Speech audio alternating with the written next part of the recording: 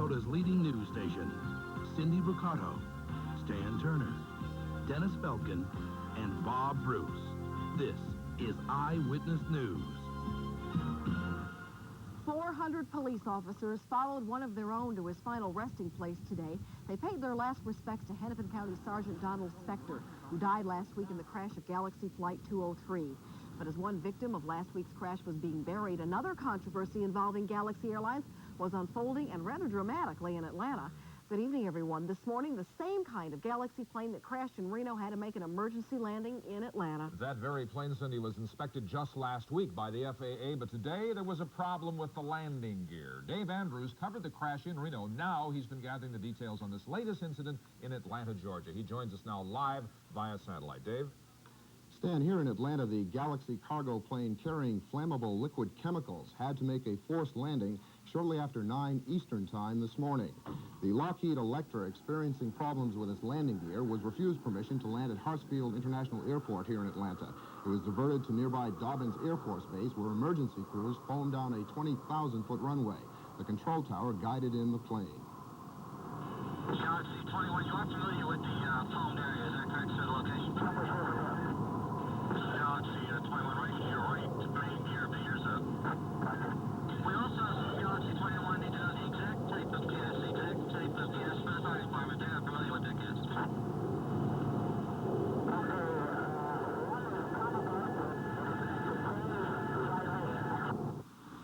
The plane touched down on the foamed runway. The pilots did an absolutely superb job. I have to compliment them on that, because the key in a controlled situation like this is to keep the wing off the ground as long as you possibly can, and that's exactly what he did. None of the 3 members of the crew was injured. They all slid down a rope ladder tossed out of the cockpit window. Emergency teams sprayed the plane with a fire-retarding foam, but apparently no fire had broken out on board.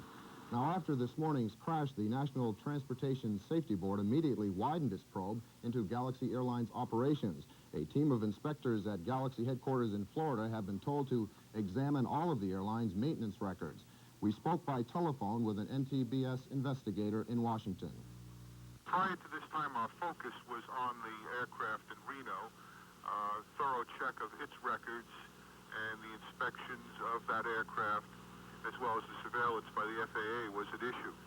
We've expanded that today with the incident in Atlanta. The fact that it involves the same carriers was involved in the tragic accident in Reno, I guess heightens interest in the outcome of the investigation, but we have no reason to believe at this point that there's any relationship between the two. The Federal Aviation Administration found no problems with the plane that crash-landed today when the agency inspected it last Friday. Galaxy's 3rd Lockheed Electra is grounded pending an FAA inspection that was ordered after the Reno crash. Galaxy referred inquiries today to its Los Angeles attorney, who is not returning our calls. Now, Galaxy did say, a spokesman in their base in Florida did say that the airline has temporarily suspended its 3rd airline, but it said it might resume operations with that plane tomorrow, claiming that the Electra is still the best plane that's flying in the air. Is still, that's a cargo aircraft, right? It's not a passenger-carrying plane? Cargo. There were three men on board, 3 members of the crew, no passengers aboard this flight. What about the nature of the chemicals on this aircraft that had to belly in this morning? What do you know about that? Still a little unclear, but the pilot did indicate that he had flammable liquids on board. That's why they were very concerned and took all the precautions they did at the airport, especially with the foam. But as we indicated, apparently no fire broke out on board the plane, just some sparks and a few flames around the engines where the metal was hitting the runway. Dave, Lockheed says it's going to fly. It may get that other Electra back into service. Is there a chance that the feds would intervene and say, no way, you're not going to get that thing off the ground anymore? Possibly. We hope to be talking with some of the NTSB investigators that are arriving here in Atlanta today. We hope to be questioning them about that, and perhaps we can bring you that information tonight at 10. All right.